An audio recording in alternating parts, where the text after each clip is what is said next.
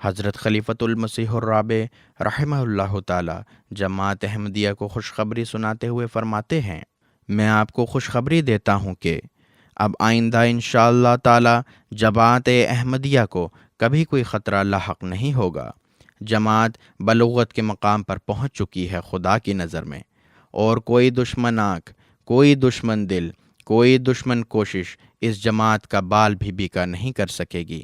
اور خلافت احمدیہ انشاءاللہ تعالی اسی شان کے ساتھ نشو و نما پاتی رہے گی جس شان کے ساتھ اللہ تعالیٰ نے حضرت اقدس مسیح موعود علیہ السلام سے وعدے فرمائے ہیں کہ کم از کم 1000 سال تک یہ جماعت زندہ رہے گی۔ تو دعائیں کریں، ہم کے گیت گائیں اور اپنے عہدوں کی پھر تجدید کریں۔